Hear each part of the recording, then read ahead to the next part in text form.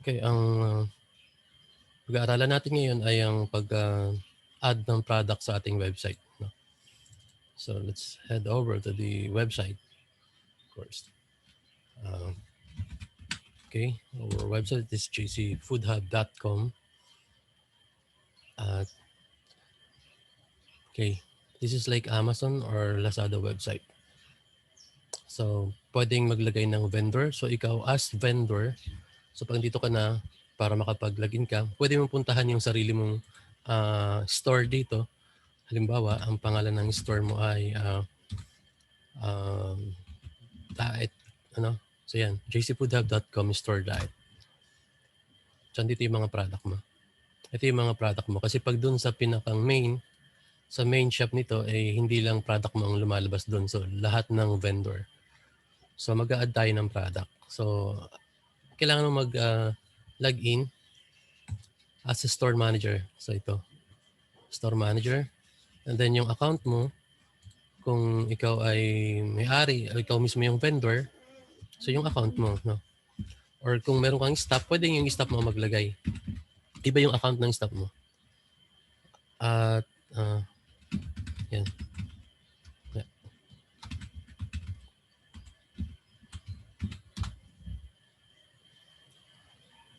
At maya-maya ay advanced. So yan. So medyo parang dami account ang dating nito kasi yun. Okay, so wala pa itong 00 pa lang ito, walang laman. So ang gagawin natin ngayon ay mag-add ng product. So ito yung mga product niya. Marami na siyang laman dahil marami na ako nilagay dito. Matagal maglagay ng product. No? Siyempre. So sabi dito, I have 64 published products. Yan yung mga products. Ano? So kailangan matyaga ka maglagay. Kasi siyempre, iba-iba. Ganun naman talaga. So add tayo ng product. Add new. Ganito lang. So yan. Simple product lang naman yung gagawin. Pag simple product, ibig sabihin yung ito kasi may mga option dito, variable product. Kapag yung product mong binibenta ay halimbawa t-shirt na iba't iba ang kulay, iba't iba yung sizes, so dapat variable product yan. Pero kung wala namang ibang nakalagay dun sa product mo, so pwede kung pagkain at iba't iba ang kilo, pwede rin naman ganun. So gawin lang natin simple muna, simple product. So yun yung normal. So lagyan natin ng title, anong product ba ilalagay natin? Copper mask na lang. So punta tayo dito sa kuha muna tayo ng image ng copper mask. Siyempre dito sa website natin laging kinuha kasi hindi natin kabisado yung ating ating shop link. So yun. Yun ba maganda dito? Ayan, ito na lang. Itong kulay, parang ito ang mas marami. Ito, 380 ang nakalagay. So save natin yung image. So pwedeng isave mo yung image or gumamit ka ng snippet. Minsan mas magandang gumamit ng snippet. Ano ba yung snippet? Type mo lang. Type mo itong Windows, snippet, snipping tools, and then new. So pwede mo nang move mo muna yan. Pwede mo nang i-cut simula dito yung image, no? Ayan. So ayan na yung image. Tapos isa-save mo na lang siya. Pagka-save mo, dito sa loob ng my picture, and then lagay ka ng ibang folder. Lagay ka ng pangalan ng folder. Halimbawa, copper mask. Copper mask. Kasi kung marami kang isa-save na. Tapos pangalanan mo, copper mask. Copper mask. Anong kulay nito? Anong kulay ba nun? Copper mask. Pink yata ito eh. Pink. Okay, so nakasave na yun doon. No? So tanggalin na natin muna itong snipping tool. At syempre, click natin itong copper mask. At marami pa siyang picture, di ba? So ito. So kuha rin tayo isa nito. Pwede rin namang i-right click na lang, save as. No? Depende dun sa sizes na ano. Hanapin natin yung copper mask na folder na ginawa natin. Ayun. So dito natin i-save. Hindi siya masisave. So ang gagawin natin ay kunin ulit natin si snipping tools and then new. Then i-cut natin. cut uli natin. At isave natin. Copper 2 na lang. Pangalanan natin.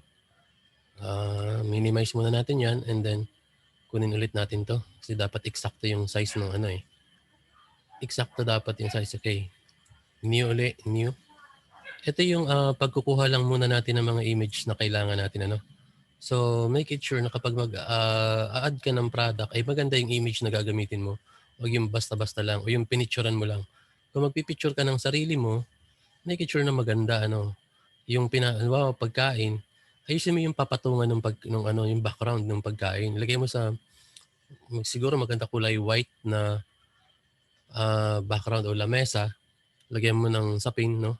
Huwag yung basta-basta lang. Okay, gawin natin itong copper 3. Ang gagamitin natin itong copper 3 kasi pantay, dapat kwadradong-kwadrado. No? So, dapat uniform yung size.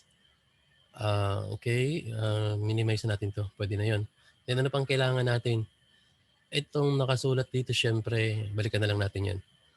So, ito, copy natin to. New enclosed copper mask beige. Beige pala yung kulay nito, no? So, lagay natin dito sa product title. Yan, new copper mask. Yan. Pagkatapos, kunin natin ito nakasulat dito, yung features, di ba? Yan, copy. Ilagay natin dito sa short description. Yan. Then, kung meron ka pang description na mas mahaba, pwede mong isulat dito, no? Or pwedeng parehas, lagay mo kung wala kang maisulat. No? May nakalagay dito, 1 box. So, lagyan na lang din natin sa taas ng 1 box.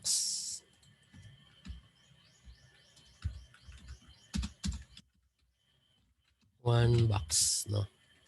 Then, ano pa? Yung presyo. Ang presyo niya dito is 380. So, pwede mong kopyahin yan o baguhin mo yung presyo. Gawin natin, ang price niya ay, kunyari, ang price niya ay halimbawa 480. Tapos, nag-sale ka, 380.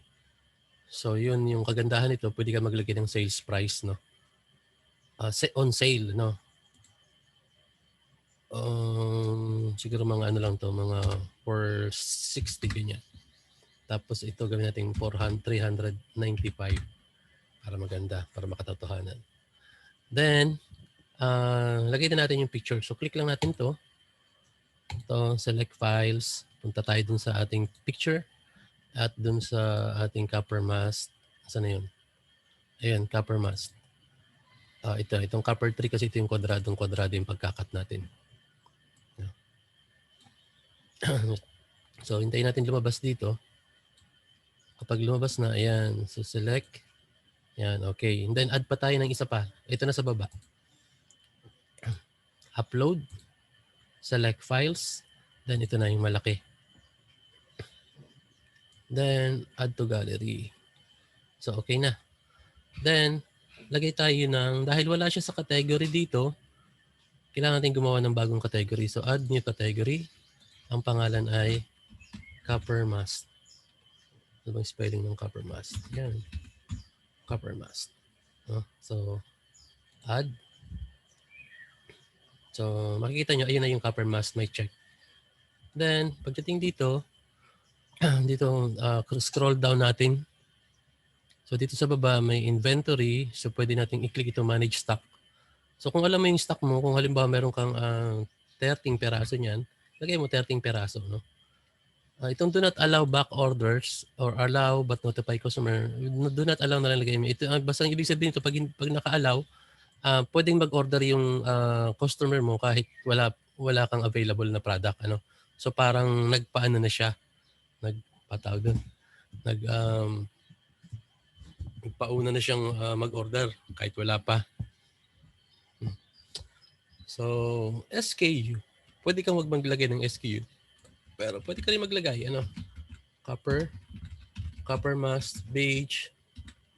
No, maganda na rin may SKU. Pero usually, mga number nilalagay nila para mabilis, no? So, itong sold individually, pag chinek mo to, ang mangyayari hindi siya pwedeng bilhin ng may kasamang iba. So pag may bibili, hindi pwede may kasamang siopaw, hindi pwede may kasamang siomai king.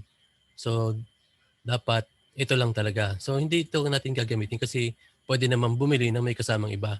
So saan ginagamit ang sold individually? Dun sa mga items na katulad ng mga downloadable, ano? Halimbawa, books. Ayan.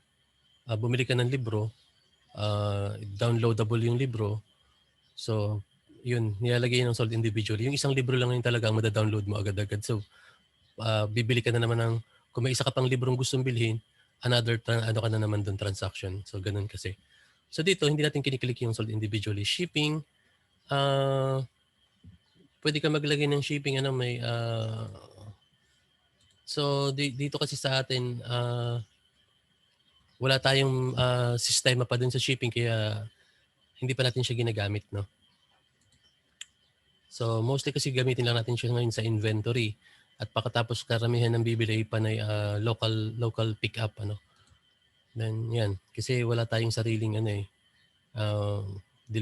delivery system, no. So tax, pwede kang maglagay kung taxable yan. So wag na lang. Product policy, kung may product policy ka, lagay mo dito. Yung shipping policy, refund policy. So normally, hindi naman natin nilalagay yan. So yung advance, ano. So balik tayo dun sa inventory. Manage stock natin is 30. So yun. So ibig sabihin yan, kapag naubos na yung 30, ano yan, hindi na makakabili. Tapos mga 5 pa lang, magwa-warning na sa'yo, mauubos na itong ano. So okay na. So yung simple product. So click natin yung submit.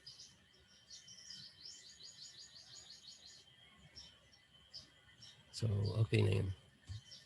So pag check natin yung product, ando na siya. So ayan, yung product. New enclosed copper mask beige. So pag bino natin, ito ang itsura niya. So yun. Yan. So dito sa ating shop, no, so nakalagay na siya. So kanina nilagyan natin ang 395 yung presyo niya. So may nakalagay ito on sale ito. So dating 460, ngayon 335 na lang. 395 na lang. So yan, mag-add to cart na kung sino bibili. So nakalagay sa baba kung sino may-ari nitong binebentang ito, no. So JC Store. So marami kasing gagamit nitong website nito na iba't ibang vendor. So yan.